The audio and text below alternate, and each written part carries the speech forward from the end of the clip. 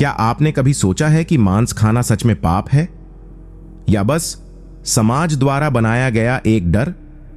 क्या कोई सच्चा सनातनी मांस नहीं खा सकता, या फिर यह सिर्फ एक आध्यात्मिक भ्रम है? हिंदू धर्म, जो सबसे प्राचीन धर्मों में से एक है, उसके ग्रंथ क्या कहते हैं मांसाहार के बारे में? क्या गीता में मांस खाने की मनाही है? क्या ऋषि मुनि शाकाहारी थे या कुछ मांस भी खाते थे? और स्वयं परमहंस योगानंद, जिन्होंने पश्चिम में योग और आत्मज्ञान का दीप जलाया, उनका क्या कहना था मांस खाने को लेकर? इस वीडियो में हम 25 ऐसे सिद्धांत जानेंगे जो आपको स्पष्ट रूप से बताएंगे क्या मांस खाना वास्तव में पाप है या कुछ विशेष स्थितियों में धर्म सम्मत भी हो सकता है। तो वीडियो को अंत तक जरूर देखिए, क्योंकि आखिरी सिद्धांत आपके सोचने का नजरिया पूरी तरह बदल सकता है। सिद्धांत 1, अहिंसा परम धर्म। मांस भक्षण से आत्मा की संवेदनशीलता नष्ट होती है। हिंदू धर्म का मूल आधार है अहिंसा परम धर्म, अर्थात सबसे श्रेष्ठ धर्म है किसी को हानि न पहुंचाना। जब कोई व्यक्ति मांस का सेवन करता है तो वह प्रत्यक्ष या परोक्ष रूप से एक जीव की हत्या का भागी बनता है। यह हत्या न केवल बाहरी रूप से होती है, बल्कि आत्मा की भीतरी संवेदनशीलता को भी कुंद कर देती है।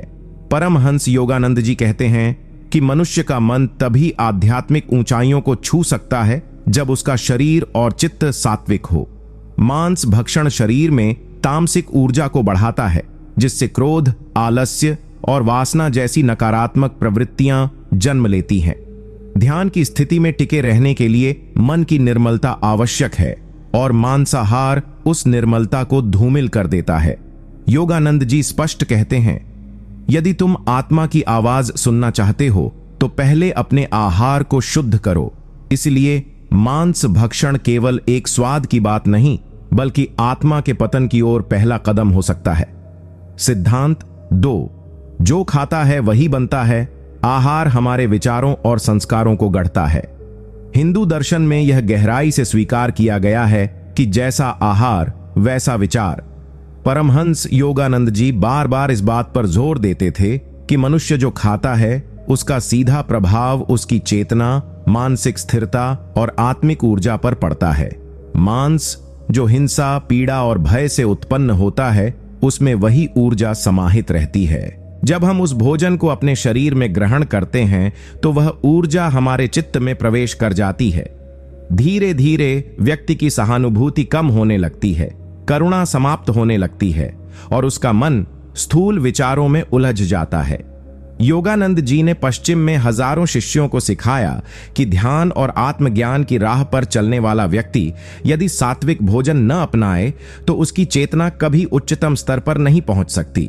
इसलिए शुद्ध और अहिंसक आहार केवल शरीर के लिए नहीं, आत्मा की उन्नति के लिए भी अनिवार्य है। सिद्धांत 3, हिंसा का कर्मफल अवश्य भोगना पड़ता है, चाहे वह प्रत्यक्ष हो या अप्रत्यक्ष। हिंदू धर्म में कर्म का सिद्धांत अटल और अविचल है। जो जैसा करता है वैसा ही फल पाता है। यदि कोई व्यक्ति किसी जीव की हत्या करता है तो वह तो सीधा हिंसा का भागी है, लेकिन यदि कोई मांस खा रहा है तो वह उस हत्या को प्रोत्साहित कर रहा है, और धर्मशास्त्रों के अनुसार वह भी उसी पाप का भागी बनता है। परमहंस योगानंद जी स्पष्ट कहते हैं कि ब्रह्मांड के नियम बड़े गहरे और सूक्ष्म हैं। वह केवल इस बात को नहीं देखते कि तुम्हारे हाथ से क्या हुआ, बल्कि यह भी देखते हैं कि तुम्हारी इच्छाओं, वासनाओं और विकल्पों से कौन सा कार्य संपन्न हुआ। जब कोई जीव मरता है तो उसका भय, पीड़ा और छटपटाहट उस मांस में बस जाती है। जो व्यक्ति उस मांस को खाता है वह उस ऊर्जा को आत्मसात करता है और उस हिंसा के कर्मफल का हिस्सा बनता है। योगानंद जी कहते हैं, प्रेम, करुणा और अहिंसा ही वह सेतु हैं जो आत्मा को ईश्वर तक पहुंचाते हैं। मांसाहार उस सेतु को तोड़ देता है। इसलिए मांस खाना केवल भोजन नहीं, एक कर्म है, और हर कर्म का फल निश्चित है। सिद्धांत 4, सच्चा योगी कभी मांस नहीं खाता। आत्मा की जागृति के लिए आहार का शुद्ध होना अनिवार्य है। परमहंस योगानंद जी के अनुसार जो व्यक्ति आत्मज्ञान की ओर बढ़ना चाहता है उसे सबसे पहले अपने शरीर और चित्त को शुद्ध करना होता है, और इसकी शुरुआत होती है भोजन से। योग एक साधना है जो केवल आसनों या ध्यान तक सीमित नहीं, बल्कि पूरे जीवन शैली का शुद्धिकरण है।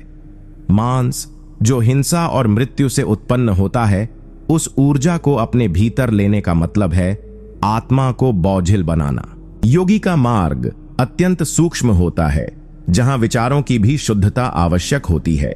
जब कोई मांस का सेवन करता है तो उसकी चेतना स्थूल हो जाती है और ध्यान की गहराइयों में जाना कठिन हो जाता है। योगानंद जी कहते थे, जिसने मांस से तौबा नहीं की वह प्राणायाम तो कर सकता है, लेकिन आत्मा की तल्लीनता में कभी स्थिर नहीं हो सकता।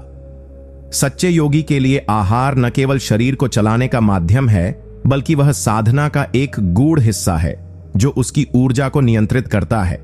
इसलिए आत्म जागृति चाहने वाला कभी भी उस भोजन को नहीं अपनाता जो किसी की मृत्यु से प्राप्त हुआ हो। परमहंस योगानंद जी कहते हैं कि मनुष्य की सबसे दिव्य शक्ति है उसकी करुणा। जब वह किसी दूसरे प्राणी के दुख को अपना समझता है, तभी उसकी आत्मा जागृत होती है। लेकिन मांस भक्षण उस करुणा को धीरे धीरे मार देता है। जब एक व्यक्ति बार बार उस मांस को खाता है जो किसी जानवर की वेदना से निकला है, तो उसका चित्त धीरे धीरे कठोर बनता जाता है। वह दूसरों की पीड़ा को अनदेखा करना सीखता है और यही भावना धीरे धीरे उसके व्यवहार, विचार और संबंधों में उतर जाती है। योगानंद जी कहते हैं कि मांसाहार व्यक्ति को केवल शारीरिक रूप से नहीं, भावनात्मक और आत्मिक रूप से भी विकृत करता है। वह मनुष्य जो जीवों के रक्त और मांस को अपने शरीर का हिस्सा बना लेता है, वह ईश्वर से जुड़े उस करुणामयी तार को धीरे धीरे काटता चला जाता है। एक ऐसा व्यक्ति जो भोजन में हिंसा को स्वीकार करता है, वह जीवन में भी अनजाने में क्रूरता, कठोरता और स्वार्थ को अपनाने लगता है। इसलिए यदि आत्मा को ऊपर उठाना है तो पहले हृदय को कोमल बनाना होगा, और वह तभी संभव है जब हम अपने भोजन में भी करुणा को स्थान दें। सिद्धांत 6, मांसाहार से शरीर रोगग्रस्त होता है। आध्यात्मिक प्रगति के लिए स्वास्थ्य का सात्विक होना आवश्यक है। परमहंस योगानंद जी ने सदैव यह सिखाया कि आत्मा की यात्रा तभी सफल हो सकती है जब शरीर उसका सशक्त और शुद्ध साधन बन जाए। मांसाहार चाहे जितना भी स्वादिष्ट क्यों न लगे, वास्तव में शरीर के लिए एक भारी, विषाक्त और रोगकारक तत्व है। वैज्ञानिक रूप से भी यह सिद्ध हो चुका है कि मांस शरीर में कोलेस्ट्रॉल, अम्लता, कब्ज, हृदय रोग और कैंसर जैसे गंभीर रोगों को जन्म देता है। लेकिन आध्यात्मिक दृष्टि से भी यह और अधिक हानिकारक है। जब शरीर रोगी होता है तो मन भी बेचैन और चंचल हो जाता है, और जब मन चंचल हो तो ध्यान और साधना में स्थिर होना असंभव हो जाता है। योगानंद जी ने कहा, तुम्हारा शरीर तुम्हारा मंदिर है। उसमें जो कुछ भी प्रवेश करता है वह तुम्हारे भीतर ईश्वर के प्रकाश को या तो तेज करता है या बुझा देता है। मांस जो मृत है वह शरीर में सड़न, भारीपन और आलस्य लाता है, जिससे साधक की ऊर्जा नीचे गिरती है। इसके विपरीत फल, सब्जियां और सात्विक भोजन शरीर को हल्का, मन को स्थिर और आत्मा को तेजोमयी बनाते हैं। इसलिए मांसाहार केवल स्वाद का प्रश्न नहीं है, बल्कि यह आपकी साधना को रोकने वाला एक बड़ा बाधक है। सिद्धांत 7, प्रेम और एकता की भावना मांसाहार से नष्ट होती है। जीवों में ईश्वर को देखना ही सच्ची भक्ति है। परमहंस योगानंद जी सिखाते हैं कि जब तक मनुष्य हर जीव में परमात्मा को देखना नहीं सीखता, तब तक उसकी भक्ति अधूरी रहती है। जब कोई व्यक्ति मांस का सेवन करता है तो वह अपने व्यवहार से यह दर्शाता है कि दूसरे प्राणियों का जीवन उसके स्वाद, सुख या सुविधा से कम मूल्य का है। यह भावना न केवल अहंकार को जन्म देती है, बल्कि उस ईश्वरीय एकता को भी तोड़ देती है जो हर जीव में व्याप्त है। सनातन धर्म कहता है कि वसुधैव कुटुंबकम, अर्थात संपूर्ण विश्व एक परिवार है।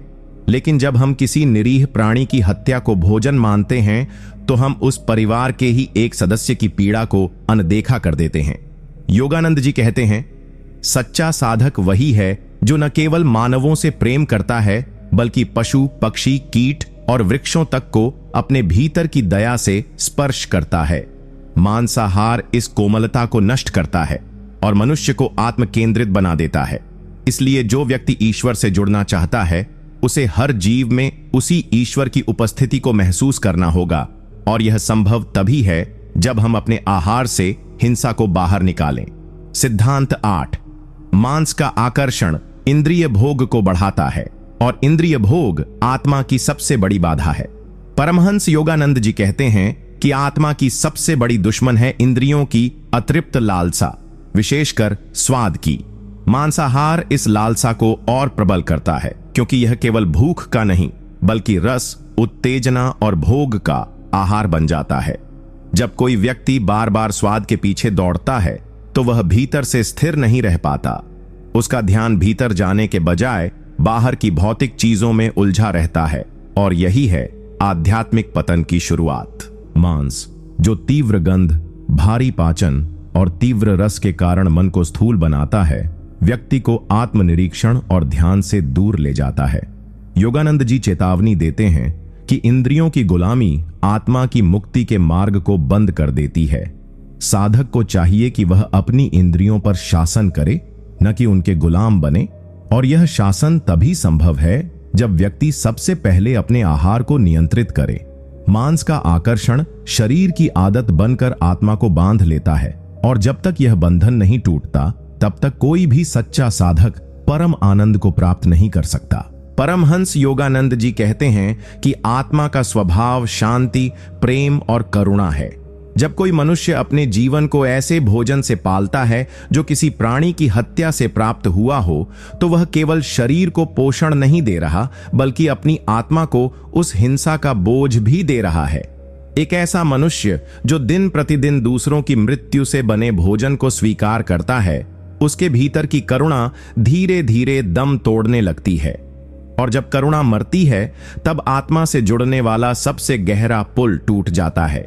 योगानंद जी चेताते हैं कि जिसे भीतर की शांति चाहिए, उसे बाहर के जीवों को भी शांति देनी होगी।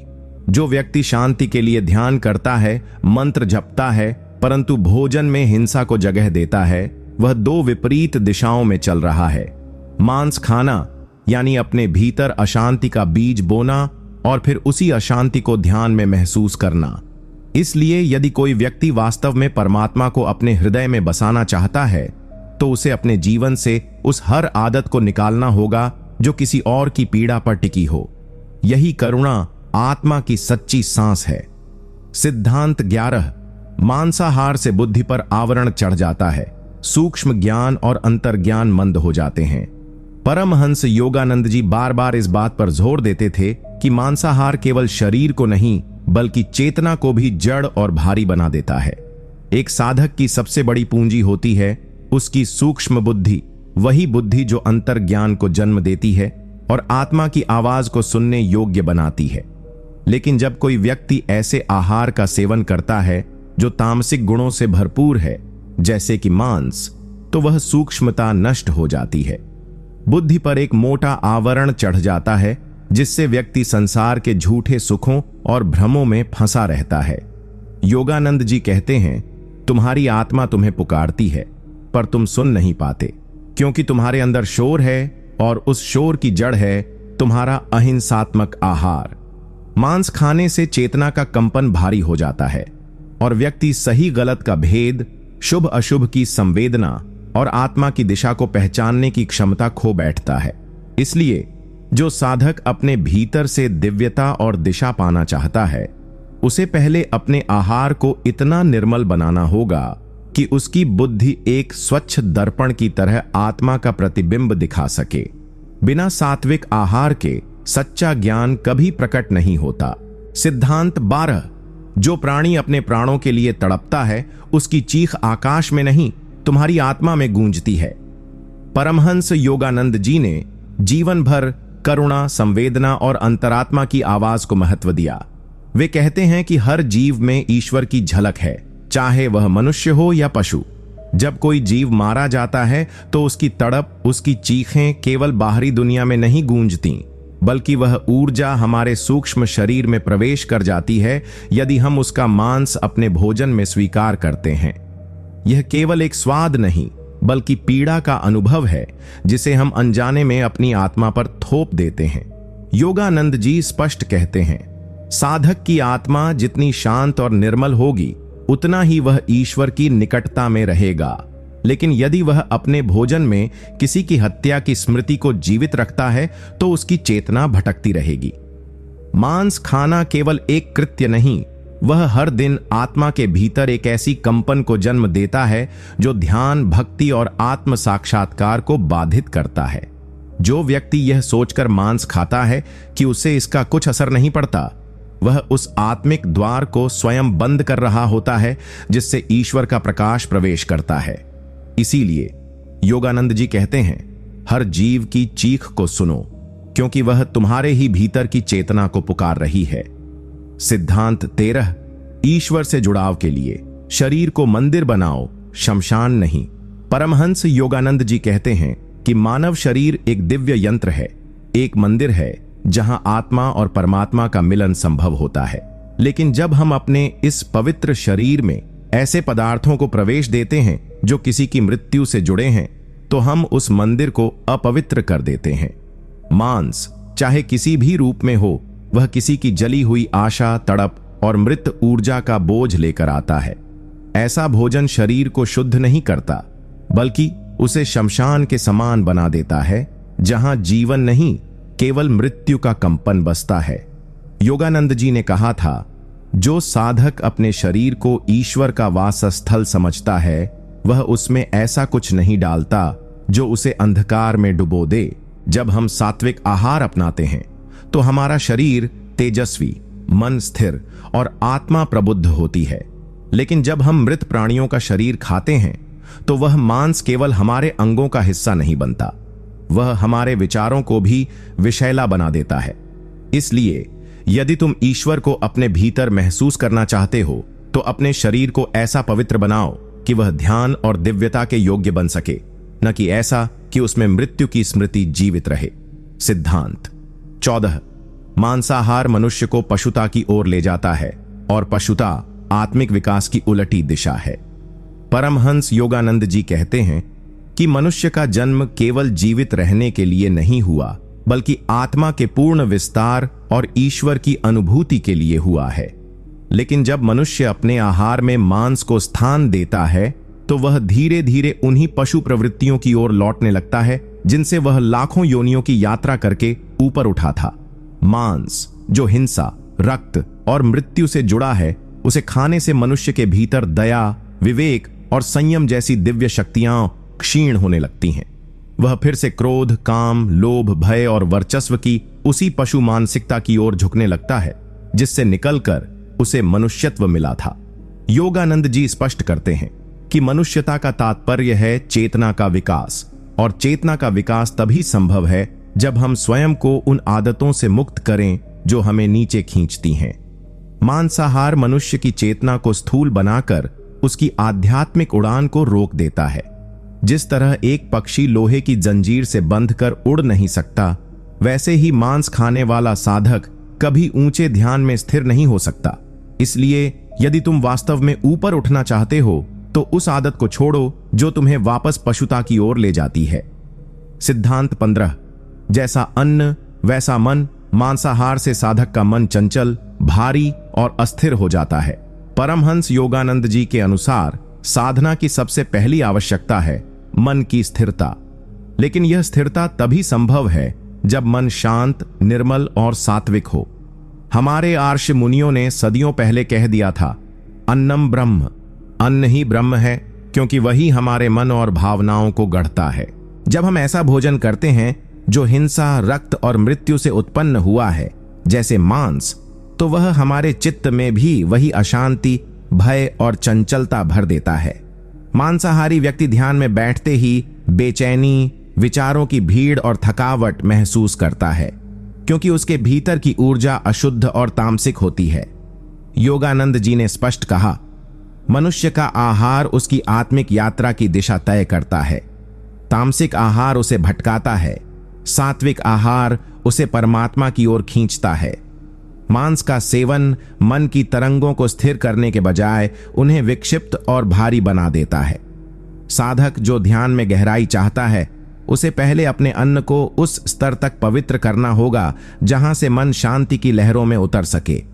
इसलिए यदि तुम ईश्वर के समीप बैठना चाहते हो तो पहले अपने थाल से वह तत्व हटा दो जो तुम्हारे भीतर की दिव्यता को दूषित करता है। सिद्धांत 16। जिस दिन तुमने खुद को दोष देना बंद कर दिया उसी दिन ईश्वर ने तुम्हें माफ कर दिया। परमहंस योगानंद जी बार बार यह बात कहते हैं कि आत्मा कभी पापी नहीं होती, केवल अहंकार और भ्रम की परतें उस पर चढ़ जाती हैं।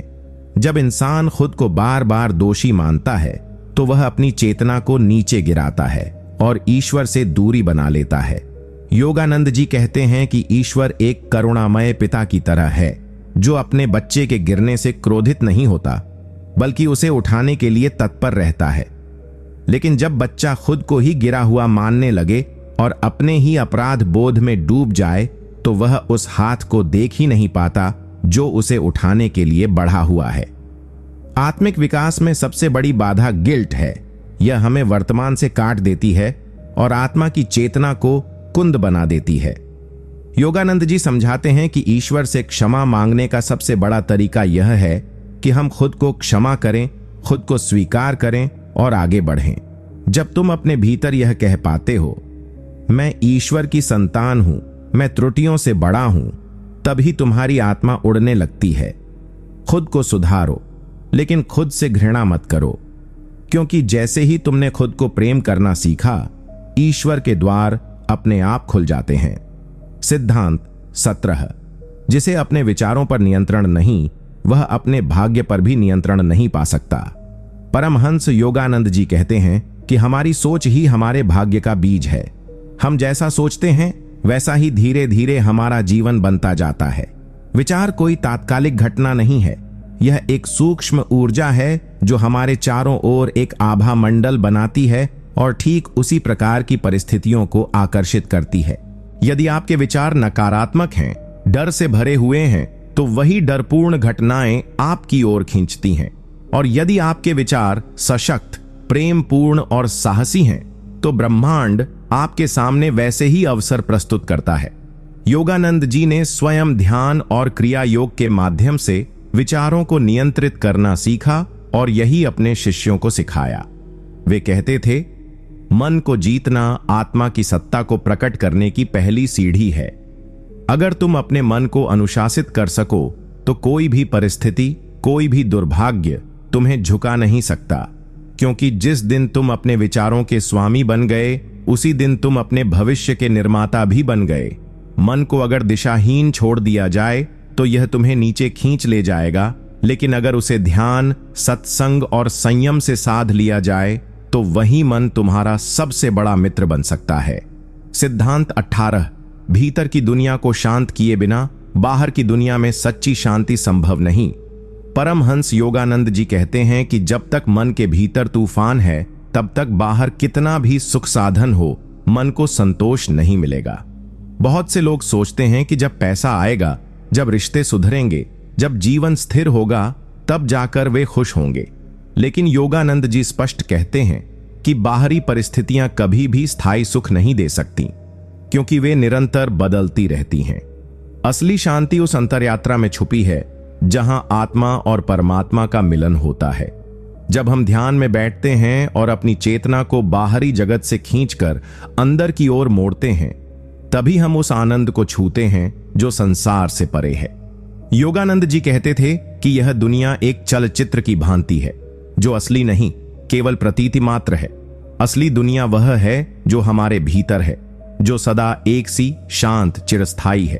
अगर भीतर तू शांति से भरा है तो बाहर युद्ध भी हो तो तुझे नहीं छू सकता, और यदि भीतर अशांति है तो बाहर का सबसे सुंदर दृश्य भी निरर्थक लगेगा। इसलिए ध्यान, साधना, मौन और आत्मनिरीक्षण यही वास्तविक शांति की कुंजी है। सिद्धांत 19। ईश्वर का अनुभव करना है तो अपनी इच्छाओं की आंधी को शांत करना होगा। परमहंस योगानंद जी बार बार कहते थे कि जब तक मन हजारों इच्छाओं से भरता रहेगा तब तक आत्मा की आवाज दबती रहेगी। इच्छाएं हमारे मन को बार बार संसार की ओर खींच ले जाती हैं, कभी पैसे की, कभी संबंधों की, कभी मान सम्मान की, कभी वासना की, और हर इच्छा अपने साथ एक बेचैनी लेकर आती है। जब तक पूरी ना हो तब तक तनाव, और पूरी हो जाए तो फिर नई इच्छा। यह चक्र कभी खत्म नहीं होता। योगानंद जी कहते हैं कि यह इच्छाओं की दौड़ आत्मा को भूलने की यात्रा है। अगर तुम सच में ईश्वर को अनुभव करना चाहते हो तो पहले मन को रोकना सीखो। इच्छाओं की जगह जब समर्पण आएगा, जब तू कहेगा, हे प्रभु बस वही दो जो मुझे आत्मा के पथ पर आगे बढ़ाए, तभी भीतर की गहराई में प्रवेश शुरू होगा। ध्यान, जाप और मौन से जब मन की हलचल कम होती है, तभी ईश्वर की उपस्थिति महसूस होती है। आत्मा को वही जान सकता है जो मन की इच्छाओं से ऊपर उठ गया है। योगानंद जी ने अपने जीवन में भी बहुत से भौतिक सुख त्यागे ताकि वे उस परम आनंद को पा सकें जो केवल निर्मल इच्छा रहित चित्त में ही उतरता है। यही सच्चा योग है, जहां इच्छाओं की लहरें शांत हों और केवल प्रभु का नाद भीतर गूंजता रहे। सिद्धांत 20। जब तक ध्यान अनिवार्य नहीं बनता, तब तक आत्मिक जीवन अधूरा रहता है। परमहंस योगानंद जी मानते थे कि ध्यान कोई विकल्प नहीं है, यह आत्मा का श्वास है। जैसे शरीर के लिए सांस जरूरी है, वैसे ही आत्मा के लिए ध्यान जरूरी है। बहुत से लोग सोचते हैं कि कभी कभार ध्यान कर लेना काफी है, लेकिन योगानंद जी कहते थे कि जब तक ध्यान जीवन का केंद्र नहीं बनता, तब तक आत्मिक उन्नति अधूरी रहेगी। ध्यान से मन के विकार समाप्त होते हैं, आत्मा की आवाज स्पष्ट होती है और ईश्वर का अनुभव साक्षात रूप लेता है। योगानंद जी ने क्रिया योग को इसीलिए विश्व को दिया, क्योंकि वह आत्मा को ईश्वर से जोड़ने की सबसे सीधी और शक्तिशाली विधि है। ध्यान से केवल शांति नहीं मिलती, बल्कि आत्मा की दिव्यता का दरवाजा खुलता है। ध्यान एक अभ्यास नहीं, एक प्रेम है। प्रभु से मिलने की तड़प का मार्ग है। जब ध्यान तुम्हारे लिए उतना ही जरूरी हो जाए जितना कि खाना, पानी या नींद, तब समझो कि तुम सचमुच आत्मा के मार्ग पर चल रहे हो। योगानंद जी स्वयं प्रतिदिन घंटों ध्यान करते थे और उन्होंने अपने शिष्यों से भी यही अपेक्षा की कि वे ध्यान को सर्वोपरि रखें। ध्यान से ही मन वश में आता है, विकार गलते हैं और आत्मा प्रभु में विलीन होती है। जब ध्यान कोई आदत नहीं बल्कि जीवन का आधार बन जाए, तब प्रभु की कृपा स्वतः बरसने लगती है। सिद्धांत 21। दुख से भागो मत, उसे ईश्वर की ओर जाने की सीढ़ी बनाओ। परमहंस योगानंद जी का यह गूढ़ सिद्धांत बहुत ही गहरे अर्थ रखता है। वे कहते थे कि जीवन में जो भी दुख आता है, वह आत्मा को जगाने के लिए आता है। दुख कोई शाप नहीं, बल्कि प्रभु का संकेत है कि अब समय है भीतर लौटने का। बहुत से लोग दुख आने पर ईश्वर को कोसते हैं या जीवन से भागने लगते हैं, पर योगानंद जी सिखाते हैं कि जिस क्षण तुम दुख को एक अवसर की तरह देखना शुरू करते हो, उसी क्षण वह तुम्हारे भीतर प्रकाश उत्पन्न करता है। उन्होंने कहा कि जब जीवन आसान होता है तब व्यक्ति सोया रहता है, लेकिन जब पीड़ा आती है तब आत्मा पुकारती है, प्रभु मुझे बचाओ। यही पुकार ध्यान, प्रार्थना और भक्ति की सच्ची शुरुआत होती है। दुख हमें झूठे अहंकार को तोड़ने, माया से मुक्त करने और ईश्वर की गोद में लौटने का मार्ग दिखाता है। योगानंद जी ने स्वयं अनेक कष्टों का सामना कर हंसते हुए कहा था कि जब तुम दुख में मुस्कुरा सकते हो, तब जानो कि तुम्हारी आत्मा प्रभु से मिलन के निकट है। उन्होंने हमें सिखाया कि दुख से डरना नहीं है, बल्कि उसे ध्यान और भक्ति से रूपांतरित करना है। हर आंसू, हर चोट, हर असफलता तुम्हें भगवान तक पहुंचाने वाली सीढ़ी है, अगर तुम उस मार्ग पर चलना चुनो। सिद्धांत 22। ईश्वर से सच्चा संबंध वही है जो स्वार्थ रहित प्रेम पर टिका हो। परमहंस योगानंद जी बार बार कहते थे कि सच्चा प्रेम वही है जिसमें कोई शर्त न हो, कोई स्वार्थ न हो, और यही नियम ईश्वर से संबंध बनाने में सबसे अधिक महत्वपूर्ण होता है। बहुत से लोग ईश्वर की पूजा करते हैं, जाप करते हैं, मंदिरों में जाते हैं, लेकिन भीतर से केवल तभी जब कोई समस्या आती है या कोई इच्छा अधूरी रहती है। योगानंद जी ने ऐसे प्रेम को व्यापारिक प्रेम कहा है, जिसमें भक्त कहता है, प्रभु मुझे यह दो तो मैं आपकी पूजा करूंगा। लेकिन ऐसा प्रेम परमात्मा को नहीं छूता। उन्होंने सिखाया कि ईश्वर को प्रेम करो वैसे ही जैसे मां अपने बच्चे को करती है, बिना किसी अपेक्षा के, केवल उसकी उपस्थिति में आनंद लेकर। जब प्रेम शुद्ध होता है, जब आप ईश्वर से कुछ मांगने नहीं बल्कि केवल उसका सानिध्य पाने के लिए भीतर उतरते हो, तभी आत्मा और परमात्मा का सच्चा मिलन होता है। योगानंद जी कहते थे कि ईश्वर को कोई भौतिक वस्तु नहीं चाहिए, उसे केवल तुम्हारा हृदय चाहिए, पूर्ण समर्पण के साथ। उन्होंने कहा कि अगर तुम हर दिन प्रभु से यही कह सको कि हे प्रभु, मैं आपसे कुछ नहीं चाहता, बस आप चाहिए, तो जानो कि तुम आत्मज्ञान के सबसे निकट पहुंच चुके हो। यह प्रेम, यह समर्पण, यह संबंध जब बन जाता है, तब जीवन में कोई दुख, कोई असुरक्षा, कोई भय शेष नहीं रहता। केवल परम शांति और स्थायी आनंद बचता है। सिद्धांत 23। मन को जीतना ही सच्ची आध्यात्मिक विजय है। परमहंस योगानंद जी ने जीवन भर यह सिखाया कि बाहरी संसार में चाहे कितनी भी सफलताएं क्यों न मिल जाएं, यदि इंसान अपने ही मन का मालिक नहीं बन पाया तो वह अधूरा ही रहेगा। मन ही वो मैदान है जहां हर दिन युद्ध चलता है, इच्छाओं का, क्रोध का, मोह का, भय का। और जो व्यक्ति इस युद्ध में अपने मन को वश में कर लेता है, वही सच्चा विजेता होता है। योगानंद जी कहते थे कि मन की चंचलता ही हमें ईश्वर से दूर रखती है। जब हम ध्यान करते हैं तो असल में हम अपने भीतर के उस तूफान को शांत करने का अभ्यास करते हैं जो हमें सच्चे आनंद से अलग करता है। मन को हर परिस्थिति में स्थिर बनाए रखना, उसे विचारों की गुलामी से मुक्त करना, यही साधना का सार है।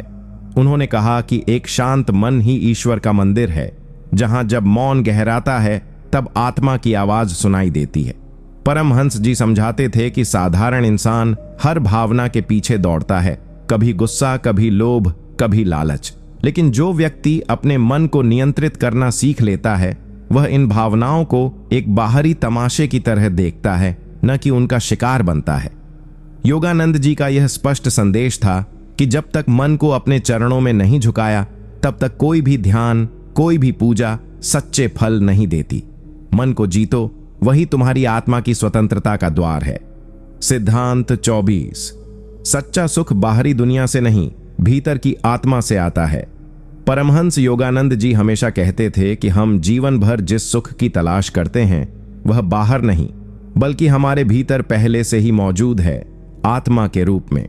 लेकिन मनुष्य की सबसे बड़ी त्रासदी यही है कि वह इस दिव्य सत्य को भूलकर संसार की क्षणिक वस्तुओं और संबंधों में सुख ढूंढता है।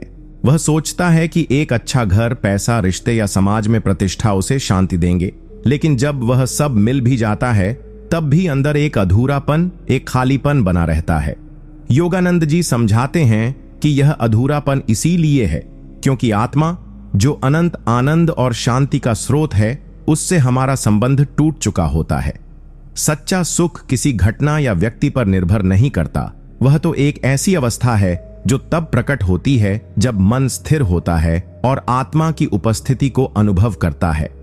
उन्होंने जोर देकर कहा कि ध्यान, मौन और ईश्वर से प्रेमपूर्ण संबंध ही हमें इस अंतःशक्ति से जोड़ते हैं। जब इंसान आत्मा के साथ जुड़ता है, तब उसे ऐसा आनंद मिलता है जो किसी भौतिक वस्तु से नहीं मिल सकता। ऐसा आनंद जो न टूटता है, न घटता है। इसीलिए उन्होंने कहा कि ईश्वर की खोज केवल धर्म का विषय नहीं, बल्कि सच्चे सुख की खोज है। जब भीतर आनंद प्रकट होता है, तब बाहर की हर स्थिति अपने आप सुंदर लगने लगती है, क्योंकि तब हमारी दृष्टि संसार में नहीं, परमात्मा में टिक जाती है। सिद्धांत 25। अपने विचारों को नियंत्रित करो, क्योंकि वही तुम्हारा भाग्य बनाते हैं। परमहंस योगानंद जी ने गहराई से समझाया कि हमारी सोच ही हमारे जीवन की दिशा तय करती है। अगर विचार नकारात्मक, डर भरे या विक्षिप्त हैं, तो चाहे बाहरी परिस्थिति कितनी भी अनुकूल क्यों न हो, जीवन में संघर्ष और दुख बना रहेगा। उन्होंने कहा कि हर विचार एक सूक्ष्म शक्ति है, एक बीज जो धीरे धीरे कर्मों के माध्यम से फल देता है। यदि हम बार बार चिंता करते हैं, तो चिंता जीवन का हिस्सा बन जाती है। यदि हम प्रेम, करुणा और शांति के विचारों में जीते हैं, तो वह हमारी आत्मा का स्वभाव बन जाता है। योगानंद जी चेतावनी देते हैं कि अनियंत्रित विचार हमें बर्बादी की ओर ले जा सकते हैं, जबकि नियंत्रित और ऊर्जावान विचार हमें आत्मिक उन्नति और सफलता दिलाते हैं। उन्होंने ध्यान, स्वाध्याय और सत्संग को विचारों की शुद्धि का मार्ग बताया। जब मन सकारात्मक ऊर्जा से भर जाता है, तो शरीर, संबंध और भाग्य भी उसका अनुसरण करते हैं। उन्होंने कहा कि ईश्वर ने मनुष्य को एक दिव्य शक्ति दी है, विचार निर्माण की शक्ति, जिसे सही दिशा में लगाया जाए तो हम किसी भी अंधकार को प्रकाश में बदल सकते हैं। इसलिए उन्होंने हर शिष्य को यह अभ्यास करने की सलाह दी कि प्रतिदिन अपने विचारों का निरीक्षण करो, नकारात्मक को त्यागो और दिव्यता, विश्वास और प्रेम को बार बार मन में दोहराओ।